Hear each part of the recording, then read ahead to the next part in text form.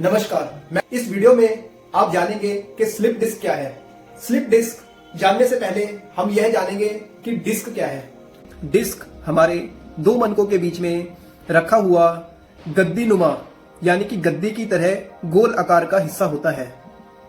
आइए जानते हैं कि डिस्क का हमारे शरीर में क्या रोल है, क्या कार्य है। डिस्क हमारे शरीर में फोर्स को एब्जॉर्ब करती है, यानी कि जब हम झटके से बैठते हैं तो हमारे शरीर में एक फोर्स उत्पन्न होता है जिस फोर्स को डिस्क एब्जॉर्ब करती है।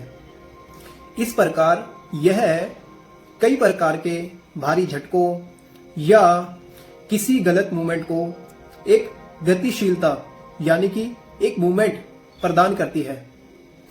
यह हमारे शरीर में बिल्कुल उस तरह काम करती है जैसे कि किसी बाइक में शॉकर का इस्तेमाल किया जाता है, वैसे ही प्रकृति के द्वारा हमारे शरीर में डिस्क को बनाया गया है। डिस्क का 100 में से 80% हिस्सा पानी होता है।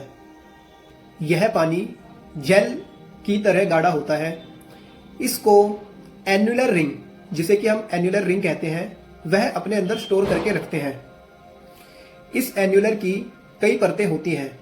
जैसे जैसे हमारी उम्र बढ़ती जाती है या हमारी किसी गलत लाइफस्टाइल की वजह से, काफी लंबे समय तक बैठने की वजह से, लंबी ड्राइविंग करने की वजह से, पूरे दिन फील्ड का काम करने की वजह से, सही तरह से न्यूट्रिशन ना लेने की वजह से हमारे शरीर में डीजनरेशन शुरू हो जाती है। जब यह डीजनरेशन शुरू होती है तो हमारे एन्युलर किसी झटके की वजह से, किसी गलत मूवमेंट की वजह से टूटने लगते हैं। धीरे धीरे यह पूरी तरह से टूट जाते हैं और एक दिन ऐसा आता है कि जो जेल यह अपने अंदर स्टोर करके रखते हैं, वह जेल किसी झटके या किसी मूवमेंट या किसी एक्सीडेंट की वजह से एन्युलर वॉल टूट जाती है, यानी कि एन्युलर की परत टूट जाती है और यह डिस्क के अंदर जो जेल होती है वह निकलकर बाहर आ जाती है। बाहर आकर यह किसी नर्व को पिंच कर देती है।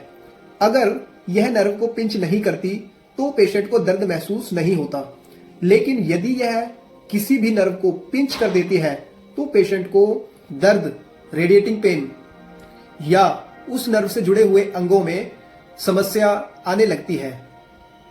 समस्या के लक्षणों से ही यह अंदाजा लगाया जाता है कि कहां की डिस्क स्लिप हुई है। इसकी अधिक जानकारी लेने के लिए डॉक्टर एमआरआई करवाते हैं ताकि यह पता चले कि स्लिप डिस्क किस लेवल का है। स्लिप डिस्क कई प्रकार की होती है। हर प्रकार की स्लिप डिस्क सियाटिका नहीं होती। जहां से जो डिस्क स्लिप होती है उसके आसपास के अंग या नर्व के नाम से ही उस बीमारी का नाम रखा जाता है। जैसे कि अगर L4, L5, L5, S1 से किसी की डिस्क स्लिप होती है तो उसे सियाटिका कहते हैं, क्योंकि वहां से सियाटिका नर्व रूट निकलता है। आगे आने वाली वीडियोस में स्लिप डिस्क से जुड़ी हुई सभी प्रकार की बीमारियों के बारे में चर्चा करेंगे।